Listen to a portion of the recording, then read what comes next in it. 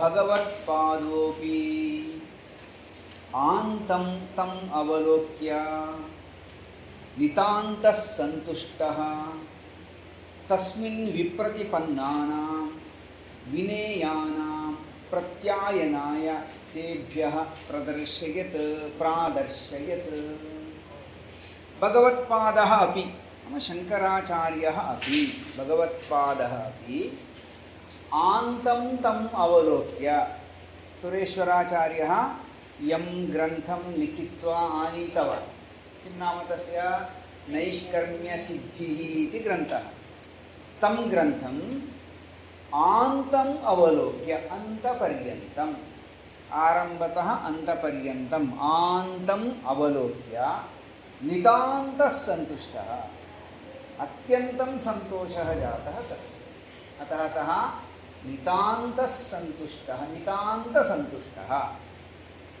तस्मिन् विप्रतिपन्नानां विनेयानां प्रत्यायनाय अन्ये केचन शिष्याः विनेयाः ये च विनेयाः तस्मिन् विप्रतिपन्नाः आक्षेपं कुर्वन्तः आसन् किल विप्रतिपन्नाः अनङ्गीकृतवन्तः आसन् अनङ्गीकुर्वन्तः आसन् तेषां विप्रतिपन्नानां शिष्याणां प्रत्यायनाय तेषां विश्वासजननार्थं प्रत्यायनाय तेभ्यः प्रादर्शयत् पश्यतु ग्रन्थः एवमस्ति भवतां संशयः आसीत् कर्ममार्गे नयति सः इति तथा नास्ति सम्यगस्ति पश्यन्तु इति सर्वं दर्शितवान् प्रादर्शयत् तेपि आमूलाग्रम् अवलोक्य आमूलाग्रं मूलतः अग्रपर्यन्तम् असाद्यन्तम्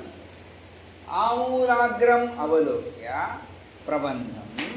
प्रबन्धः नाम ग्रन्थः इत्यर्थः तं प्रबन्धम् अवलोक्य अस्तमितसन्देहाः तेषां सन्देहाः सर्वेपि अस्तमिताः अस्तङ्गताः अभवन् निरस्ताः अभवन् अस्तमितसन्देहाः सन्तः अतिमात्रं ह्रीणाः नाम लज्जिताः केत् लज्जिताः इति चेत् अतिमात्रम् अत्यन्तं लज्जिताः भूत्वा अतिमात्रं ह्रीणाः एव बभूवुः अत्यन्तं लज्जिताः एव अभवन् अन्ये सर्वेपि शिष्याः ये आक्षेपं कृतवन्तः आसन् ते अतिमात्रं ह्रीणाः बभूवुः अथ देशिकेन्द्रः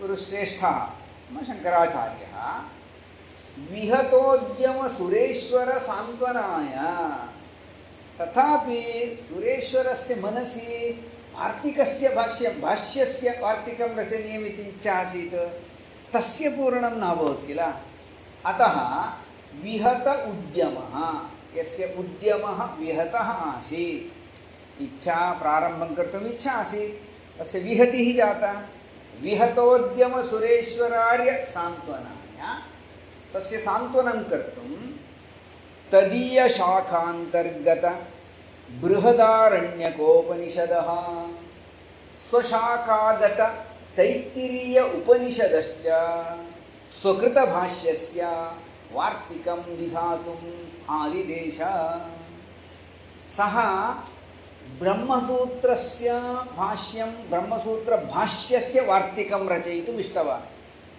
तत् कर्तुम् अवसरः न लब्धः किल अतः किं कृतवान् एवं करोतु अहं दशोपनिषदामपि भाष्यं लिखितवान् अस्मि तत्र तासु उपनिषत्सु भवतः वेदस्य शाखायां या उपनिषदस्ति किल तत्र स्वशाखा तदीयशाखान्तर्गत बृहदारण्यक उपनिषदः वेदस्य काचित् शाखा सुरेश्वराचार्यस्य अस्ति तस्याः शाखायाः अन्तर्गतत्वेन बृहदारण्यक उपनिषद् अतः भवदीयशाखान्तर्गत बृहदारण्यक उपनिषदः तथैव स्वशाखागत तैत्तिरीय उपनिषदस्य मम वेदस्य शाखायां तैत्तिरीय उपनिषद् अन्तर्गता भवति तस्याश्च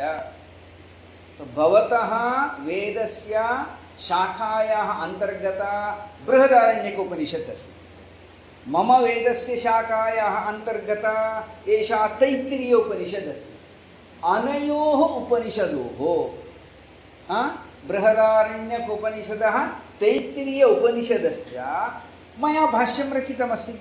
स्वभाष्यस्य वार्तिकं, तस्य भाष्यस्य वार्तिकं करोतु। ब्रह्मसूत्रभाष्यं न, दशोपनिषद्भाष्यमपि न, भवतः वेदशाखायाः अस्ति, तत्र अन्तर्गता बृहदारण्यकोपनिषत् अस्ति। मम वेदशाखायाः अस्ति, तत्र अन्तर्गता अस्ति तैत्तिरीय उपनिषद् अस्ति। अनयोः उपनिषदोः भाष्यस्य वार्तिकं विदधातु, विधातुं कर्तुं, भाष्यं कर्तुम् आदिदेश। स्पष्टमभवत् वा? तत्कर्तुं सः तस्मै आदेशं दत्तवान्, विधातुम् आदिदेश।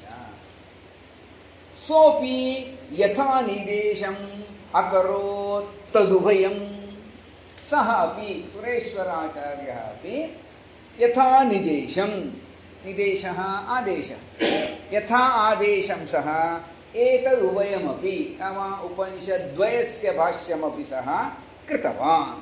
सोऽपि यथा निदेशम् अकरोत् तद् उभयम्। एवमपि सूत्रभाष्यवार्तिकविरचनाय अलब्धावकाशदूयमानमनः, तथापि तस्य समाधानं न। तस्य इच्छा आसीत् ब्रह्मसूत्रस्यैव भाष्यस्यैव वार्तिकं रचनीयम्, तदर्थम् अवसरः न लब्धः इति। एवमपि सूत्रभाष्यवार्तिकविरचनाय, सूत्रभाष्यस्य ब्रह्मसूत्रभाष्यस्य वार्तिकस्य लेखनार्थम् अलब्धावकाशः, अवकाशः न लब्धः इति कारणतः दूनमनाः, खिन्नमनाः, दूनं खिन्नं, दूनं मनः यस्य सः दूनमनाः, खिन्नमनाः सः सुरेश्वराचार्यः।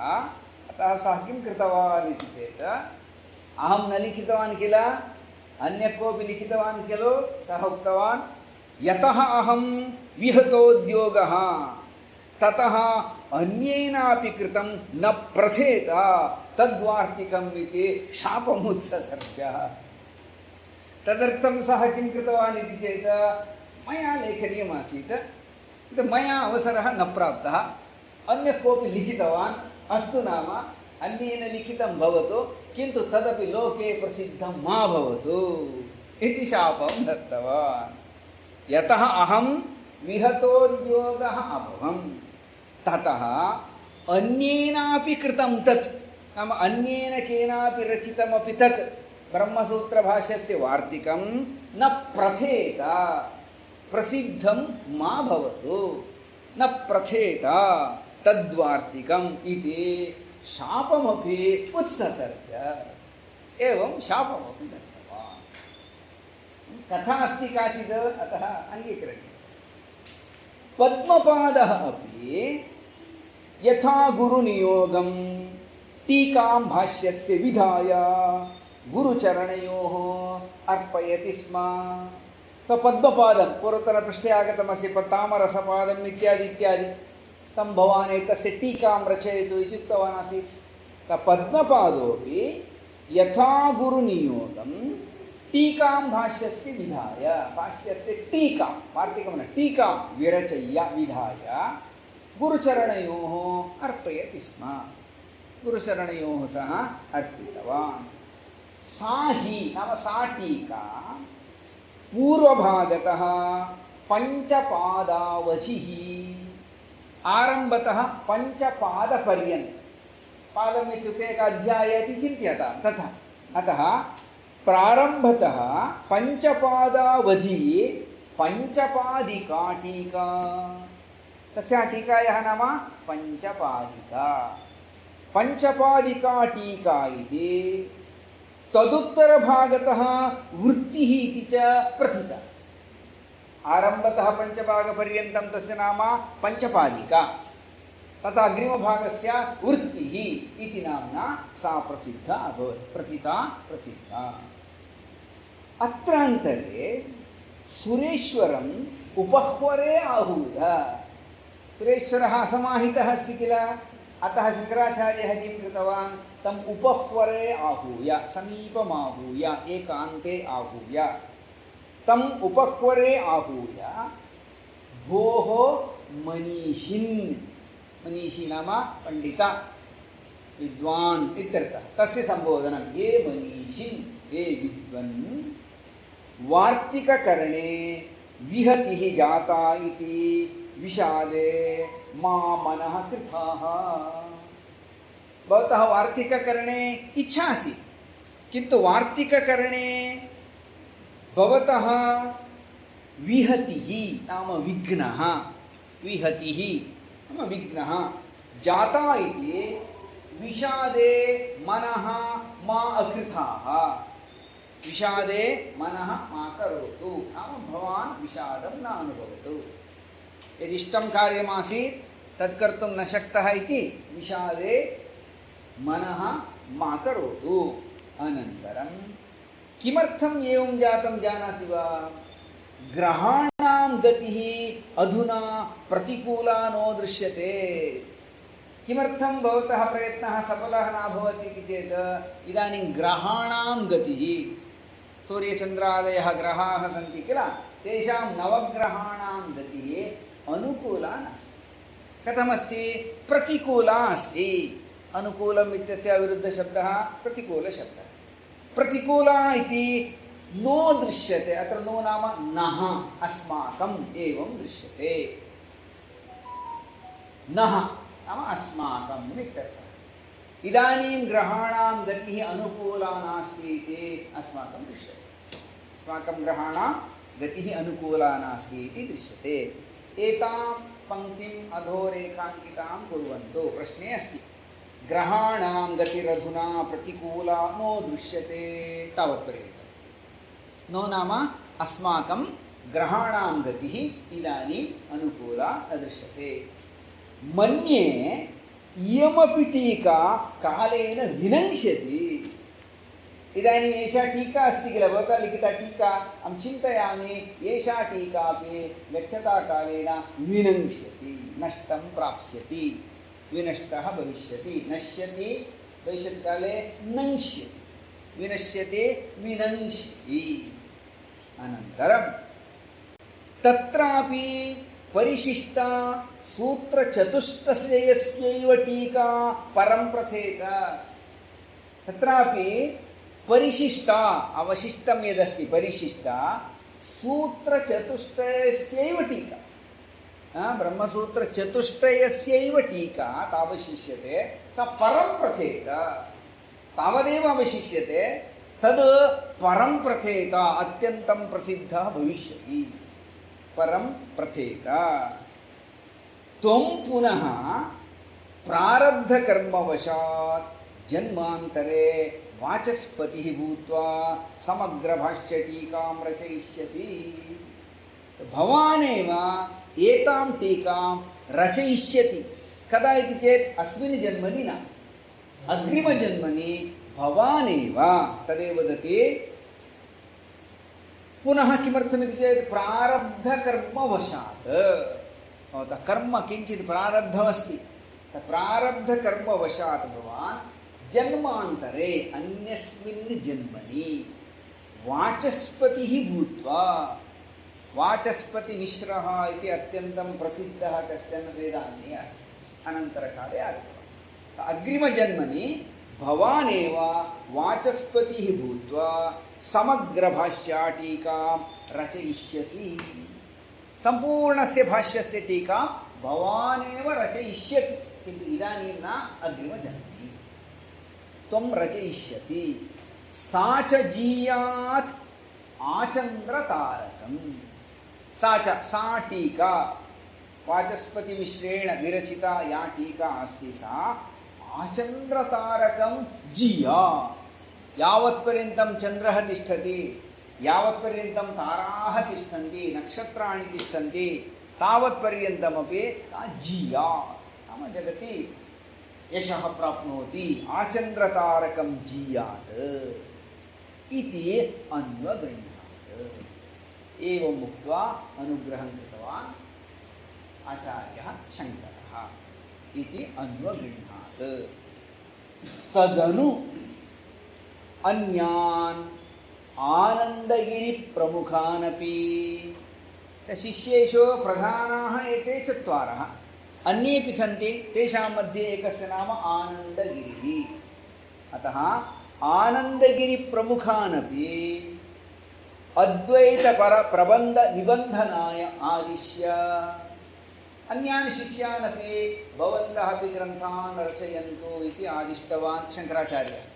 कान्? आनन्दगिरि इत्यादि आनन्दगिरिप्रमुखानपि अद्वैतपरप्रबन्धनिबन्धनाय, अद्वैतानुकूलस्य प्रबन्धस्य विरचनार्थम् आदिश्य, तैरपि तथा कारयित्वा, केवलं सूचनादानं न, लिखितवन्तो वा न वा इति सर्वं परिशील्य तेषां द्वारा तद् लेखनकार्यं कारयित्वा अद्वैतविद्यां सुद्योतयन् विद्योतते स्म शृङ्गाद्रौ अद्वैतविद्याचार्यः श्रीशङ्करभगवत्पादः।